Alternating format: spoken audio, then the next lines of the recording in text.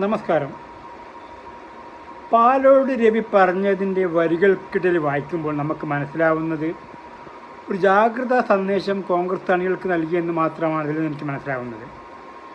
നല്ല ഉദ്ദേശത്തോടെ പറഞ്ഞൊരു കാര്യം അതിൻ്റെ അർത്ഥത്തിലെടുക്കാതെ പാലോട് രവി പെട്ടെന്ന് രാജിവെപ്പിക്കാൻ ശ്രമിച്ചത് ഒരു ഉചിതമായ തീരുമാനം. കാരണം തിരഞ്ഞെടുപ്പ് നടക്കാൻ ഇത്തിരി മാസം ബാക്കി നിൽക്കെ UDF പ്രവർത്തകരെ ഒരു ആവേശത്തിലാക്കുകയോ അല്ലെങ്കിൽ അവരെ ഒരു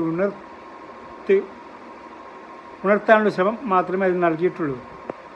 കാരണം ഇനിയും ഒരലസത ഭാവം കാണിച്ചാൽ വേണ്ടത്ര പരിശ്രമിച്ചാൽ മൂന്നാം പിണറായി വരും അധികാരത്തിൽ എന്നുള്ളതാണ് അദ്ദേഹം നൽകിയ ധ്വനി. അതിന് അദ്ദേഹത്തെ പുറത്തേക്കേണ്ട കാര്യമില്ല. തലവേദന വന്നാൽ തല വെട്ടുന്നതിന് പകരം ചികിത്സിക്കുകയല്ലേ വേണ്ടത്. അതിനുള്ള ശ്രമങ്ങൾ നടത്തുന്നതിന് പകരം പാലോട് രവിയെ പുറത്താക്കിയിട്ട് കോൺഗ്രസ് എന്ത് നേട്ടമാണ് ഉണ്ടാകുന്നത്?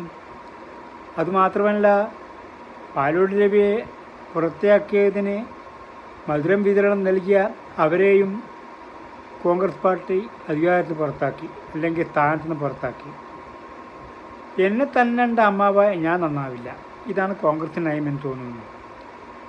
പാലോട് രവി കേരളത്തിലെ എല്ലാ പ്രദേശങ്ങളിലുമുള്ള കോൺഗ്രസ് പ്രവർത്തകരുടെ ആവേശം ചിലപ്പോൾ കണ്ടില്ലായിരിക്കാം.